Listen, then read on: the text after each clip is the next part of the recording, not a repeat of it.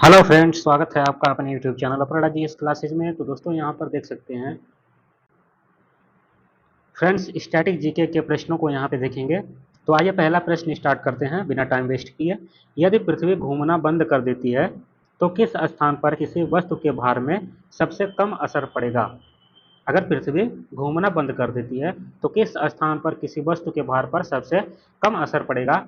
Option है भूमध्य रेखा पर, उत्तरी ध्रुव पर, कर्क रेखा पर या मकर रेखा पर। तो यहाँ पे जो इसका राइट आंसर होगा, उत्तरी ध्रुव पर सबसे कम भार, उत्तरी ध्रुव पर किसी वस्तु के भार पर सबसे कम असर पड़ेगा। कैसे? अब यहाँ पे देख सकते हैं जो केंद्रीय प्रसारक बल होता है, केंद्रीय केंद्रीय प्रसारक बल जो होता है, इसके कारण अगर बात की जाए तो उत्तरी ध्रुव में किसी वस्तु के भार पर सबसे कम प्रभाव पड़ेगा केंद्रीय प्रसारक बल के कारण। नेक्स्ट प्रश्न देते हैं, जोहोर जलडमरू मध्य किन दो देशों के बीच में पड़ता है और किन दो देशों को अलग करता है? तो ऑप्शन है दक्षिण कोरिया व जापान, सिंगापुर व मलेशिया, डेनमार्क व स्वीडन, सिंगापुर व इंडोनेशिया। तो यहाँ पे देखेंगे जो इसका राइट आंसर होगा सिंगापुर व मलेशिया। सिंगापुर व मलेशिया को जोहोर जलडमरू मध्य क्या करता है? अलग करता है। तो जोहोर जलडमरू मध्य है वो सिंगापुर व मलेशिया को अलग करता है। और बात करें तो इसे किसे, जोहोर जलडमरू मध्य को और किस अन्य नाम से जाना जाता है? तो अभी देख लेंगे। जोहोर जलडमरू मध्य, तो यहाँ पे जोहोर की बात करेंगे तो इसे तैब्रो तैब्रो जलडमरू मध्य, अथवा तैब्रो के अलावा इसको देखेंगे किस नाम से जानते हैं? सेलत जलडमरू मध्य। तैब्रो या सेलत जलडमरू मध्य के नाम से भी इसे जाना जाता है, जलडमरू मध्य। तो जोहोर को तैब्रो और सेलत जलडमरू मध्य के नाम से भी जाना जाता है। आगे चलते हैं, निम्नलिखित में से किस संकरी पट्टी को डेविल्स नेक कहा जाता है? किस संकरी पट्टी को डेविल्स नेक कहा जाता है? तो यहाँ पे जो ऑप्शन देखते हैं, करा पट्टी, पनामा पट्टी, करेलियन पट्टी, कोरिंथ पट्टी। तो यहाँ पे जो राइट आंसर होगा करा पट्टी, यहाँ पे राइट आंसर होगा। तो करा पट्टी की बात करें तो मलय प्रायद्वीप जो है, कौन सा प्रायद्वीप? मलय प्रायद्वीप। मलय प्रायद्वीप जो होता है, प्रायद्वीप क्या होता है? तो प्रायद्वीप ऐसा भूभाग होता है जो तीन तरफ से जल से घिरा होता है, तीन तरफ से जल से घिरा होता है, उसे क्या बोलते हैं? उसे प्रायद्वीप बोलते हैं। तो मलय प्रायद्वीप की बात करें, इसको मलय प्रायद्वीप को मुख्य एशिया से जोड़ती है, मुख्य एशिया से जोड़ती है। कौन जोड़ती है? करापट्टी एशिया से जोड़ती है। मलय प्रायद्वीप को मुख्य एशिया से जोड़ने का काम कौन करती है? करापट्टी। तो संकरी पट्टी, जिसे डेविल्स नेक भी कहा जाता है, करापट्टी को। आगे चलते हैं, मकरान निम्नलिखित में से किस स्थान पर स्थित है? तो बात करते हैं मकरान के, अरब सागर में, हिंद महासागर में, श्रीलंका के दक्षिणी तट पर, बंगाल की खाड़ी या भूमध्य सागर। तो यहाँ पे देखेंगे यह मकरान निम्नलिखित में से अरब सागर में स्थित है। कहाँ पे? अरब सागर में। तो मकरान ओमान की खाड़ी, मकरान की बात करें, मकरान जो है यह ओमान की खाड़ी, ओमान की खाड़ी, ओमान की खाड़ी और पारसिया की खाड़ी या पर्सिया बोलते हैं, पर्सिया की खाड़ी, ओमान की खाड़ी और पर्सिया की खाड़ी में स्थित एक तटीय पट्टी है, तटीय पट्टी है मकरान। समझ में आ गया होगा। मकरान जो अरब सागर में स्थित है, यह ओमान की खाड़ी और पर्सिया की खाड़ी में स्थित एक तटीय पट्टी होती है। अगला प्रश्न देखते हैं, बखान कॉरिडोर किन दो देशों के बीच स्थित थल सीमा का निर्माण करती है? ध्यान देंगे, थल सीमा का निर्माण करती है बखान कॉरिडोर। किन दो देशों के बीच स्थित है? अफगानिस्तान व तजाकिस्तान, अफगानिस्तान व उज्बेकिस्तान, अफगानिस्तान व किर्गिस्तान, अफगानिस्तान व चीन। तो यहाँ पे जो राइट आंसर होगा अफगानिस्तान व चीन, यहाँ पे राइट आंसर होगा। तो देखेंगे बखान कॉरिडोर के बारे में, इसकी बखान करते हैं। बखान कॉरिडोर, जो बखान कॉरिडोर है यह 350 किलोमीटर लंबी है। और बात करें तो 13 से 65 किलोमीटर तक इसकी चौड़ाई है, इसकी चौड़ाई है, चौड़ी पट्टी है। यह अफगानिस्तान के उत्तर पूर्वी प्रांत से लेकर चीन तक फैली हुई है। कहाँ से? अफगानिस्तान व चीन के बीच में पड़ती है। और यह तजाकिस्तान तजाकिस्तान और पाकिस्तान को अलग करती है, पाकिस्तान को अलग करती है। कौन? बखान कॉरिडोर तजाकिस्तान और पाकिस्तान को भी अलग करती है, और यह अफगानिस्तान व चीन के बीच में भी स्थित है, और इसकी जो लंबाई है 350 किलोमीटर, और चौड़ी पट्टी इसकी 13 से 65 किलोमीटर तक होती है। अगला प्रश्न देखते हैं, समुद्र तल से अंटार्कटिका की जो औसत ऊंचाई है वह कितनी है? तो समुद्र तल से अगर देखेंगे, अंटार्कटिका की औसत ऊंचाई 4500 फीट, 5500 फीट, 6500 फीट या 7500 फीट। तो जो राइट आंसर होगा 7500 फीट इसका राइट आंसर होगा। तो बात करें 7500 फीट ऊंचाई होने के साथ साथ अंटार्कटिका की, तो अंटार्कटिका यह विश्व की सबसे ऊंची, विश्व की सबसे ऊंची महाद्वीप है, सबसे हाईएस्ट कंटिनेंट है Antarctica, highest continent Antarctica continent. तो इसकी जो औसत ऊंचाई है, एवरेज हाइट है इसकी समुद्र तल से, तो 7500 फीट है। आगे चलते हैं, चुकची सागर कहाँ पर स्थित है? तो चुकची सागर की बात करें तो पश्चिमी प्रशांत महासागर, उत्तरी अटलांटिक महासागर, दक्षिणी प्रशांत महासागर या आर्कटिक महासागर। तो अगर बात करें चुकची सागर की, तो यह स्थित है आर्कटिक महासागर में, आर्कटिक महासागर में स्थित है चुकची महासागर। और बात करें तो यह एक क्या है? एक सीमांत सागर है, यह 6,20,000 वर्ग किलोमीटर में फैला है। चुकची सागर की बात करें, चुकची सागर कितने एरिया में? 6,20,000 वर्ग किलोमीटर एरिया में फैला हुआ है। और इसके जो बेसिन देश हैं, बेसिन कंट्री, अमेरिका और रूस, अमेरिका और रूस इसके क्या है? बेसिन कंट्री हैं, बेसिन देश हैं, बेसिन देश, अमेरिका और रूस। आगे चलते हैं, तो इसका जो राइट आंसर होगा चुकची सागर वाला आर्कटिक महासागर में स्थित है। निम्नलिखित में से किस देश में कपास की बेल का वजन सर्वाधिक होता है? किस देश में सर्वाधिक होता है? अमेरिका में, चीन में, मिस्र में या फ्रांस में? इसका जो राइट आंसर हो जाएगा यहाँ पे मिस्र में इसका सही आंसर होगा। अगर बात करें 2017 की, तो 2017 में 10,04,83 पौंड का जो बेल था,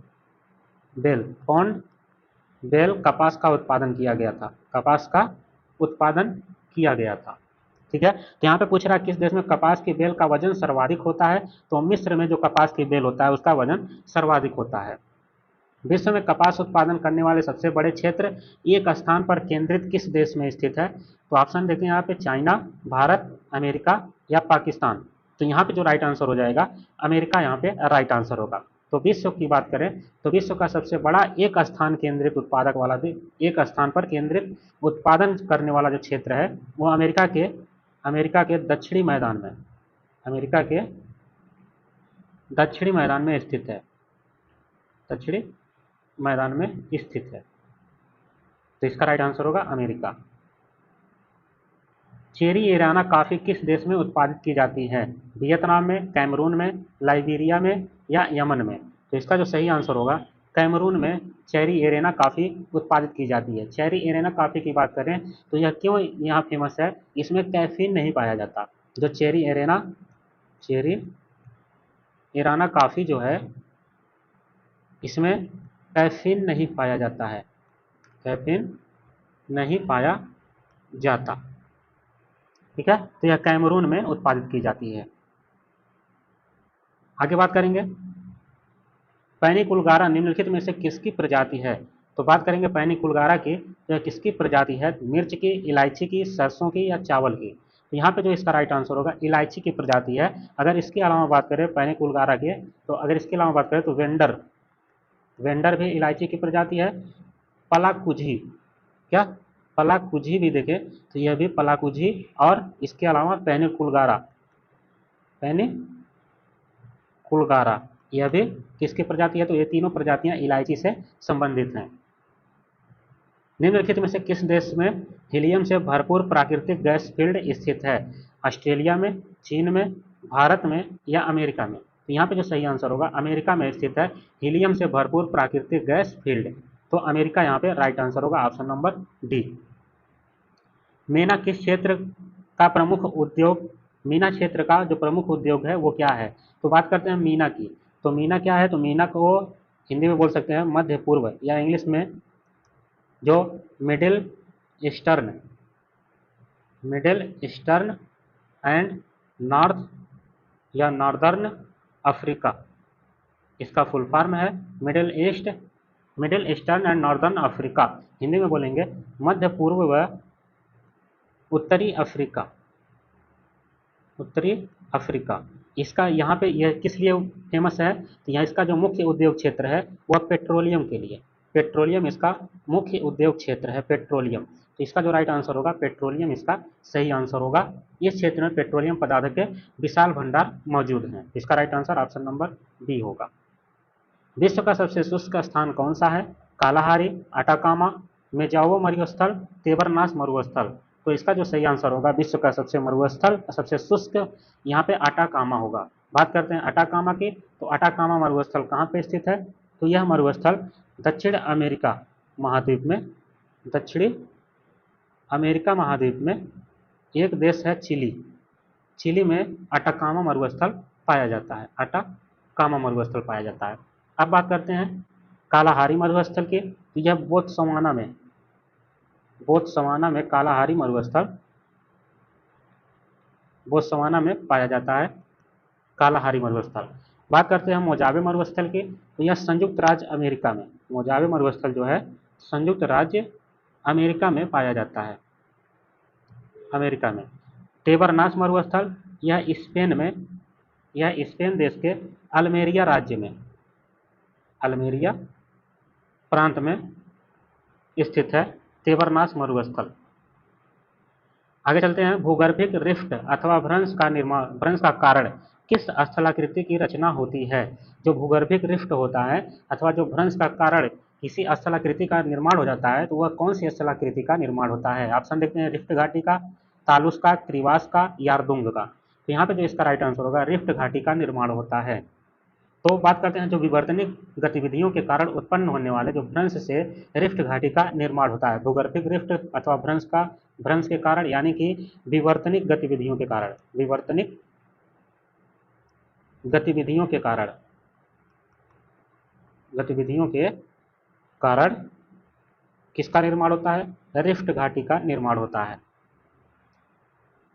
नदी बेसिन क्षेत्र के आधार पर घटते हुए क्रम में सही विकल्प को चुनिए।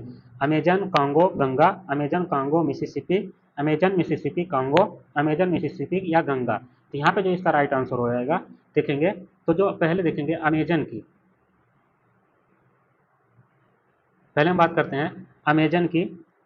अमेजन की जो बेसिन क्षेत्र है वो कितना है, अमेजन की जो बेसिन क्षेत्र अगर देखेंगे तो 75 लाख वर्ग किलोमीटर है। कितना है, 75 लाख वर्ग किलोमीटर इसकी क्या है, बेसिन क्षेत्र है, यानी कि एरिया है अमेजन की। उसके बाद अगर बात करें हम किसकी, कांगो की, तो अगर कांगो की बात करें तो कांगो का जो बेसिन क्षेत्र है उसकी बात करें तो 40,14,500 वर्ग किलोमीटर इसका बेसिन क्षेत्र है। और बात करते हैं मिसिसिपी की, तो मिसिसिपी की बात करें तो इसकी जो बेसिन क्षेत्र है यानी कि एरिया है 29,81,076 वर्ग किलोमीटर इसका एरिया है। तो यहाँ पे देखेंगे सबसे पहले अमेजॉन, उसके बाद दूसरे स्थान पे कांगो, तीसरे स्थान पे मिसिसिपी। तो राइट आंसर जो हो जाएगा option number B, Amazon, Congo, Mississippi. यह नदी बेसिन क्षेत्र के आधार पर घटते हुए क्रम में इस विकल्प में दिया गया है। तांबा अयस्क के प्रकार का सही क्रम क्या है। तांबा अयस्क के जो प्रकार का सही क्रम देखेंगे, चाल्कोपाइराइट, एजुराइट, डायपाइटेज, एल्जुराइट, डायपटेज, चाल्कोपाइराइट, डायपटेज, चाल्कोपाइराइट, एजुराइट, डायपटेज, एजुराइट, चाल्कोपाइराइट। तो इसका जो सही आंसर होगा चाल्कोपाइराइट, एजुराइट, चाल्कोपाइराइट, एजुराइट और डायपटेज इसका राइट आंसर होगा ऑप्शन नंबर ए। विश्व का सबसे बड़ा एकीकृत सिंचित क्षेत्र कौन सा है, तो विश्व का सबसे बड़ा अगर एकीकृत सिंचित क्षेत्र देखेंगे सिंधु घाटी, ब्रह्मपुत्र घाटी, गंगा बेसिन या महानदी बेसिन। तो इसका सही आंसर होगा सिंधु घाटी। तो सिंधु घाटी वर्तमान में पाकिस्तान में स्थित है, पाकिस्तान में स्थित है, ठीक है। यह विश्व का अगर बात करें, यह विश्व का सबसे बड़ा एकीकृत सिंचित क्षेत्र है, सिंचित क्षेत्र है। आगे बात करते हैं प्रश्न की, दोस्तों अगर चैनल को सब्सक्राइब नहीं किए तो सब्सक्राइब जरूर कर लें और वीडियो पसंद आए तो लाइक तुरंत कर लें। यदि किसी स्थान पर सुबह 8 बजे ज्वार आता है, ज्वार क्या होता है? तो ज्वार किसी सागर में, ज्वार देखेंगे किसी सागर में सामान्य स्तर से अधिक, सामान्य स्तर से अधिक ऊंचाई पर लहरों का उठना, लहरों का उठना क्या होता है? ज्वार होता है। तो देखेंगे यदि किसी स्थान पर सुबह 8 बजे ज्वार आता है तो अगला उच्च ज्वार किस समय आएगा? यहाँ पे सुबह 8 बजे की बात की जा रही है, तो यहाँ पे ऑप्शन देखते हैं 8 बजे शाम को, 8:10 पर शाम को, 8:12 पर शाम को या 8:25 पर शाम को। तो अगला उच्च ज्वार जो आएगा यहाँ पे इसका 8:25 पर शाम को आएगा। ठीक है। अन्य क्षेत्रों की तुलना में किस क्षेत्र में दिन और रात के तापमान में सर्वाधिक अंतर किस क्षेत्र में होता है? तो अन्य क्षेत्रों की तुलना में देखेंगे तो टुंड्रा, भूमध्य सागर, उष्णकटिबंधीय मरुस्थल, भूमध्य रेखीय क्षेत्र। तो इसका जो राइट आंसर हो जाएगा उष्णकटिबंधीय मरुस्थल। दिन में यहाँ पे उष्णकटिबंधीय मरुस्थल में दिन में क्या होता है, जो तापमान होता है वो अत्यधिक होता है, अत्यधिक होता है, और रात में इसका अत्यधिक तापमान कम होता है, इसका तापमान अत्यधिक कम होता है। ठीक है। तो यहाँ पे देखेंगे सर्वाधिक अंतर उष्णकटिबंधीय मरुस्थल में पाया जाता है। तो वीडियो कैसी लगी कमेंट करके जरूर बताएं। अगर वीडियो अच्छी लगी तो लाइक भी करें और सब्सक्राइब भी करें। मिलते हैं नेक्स्ट वीडियो में, तब तक के लिए धन्यवाद।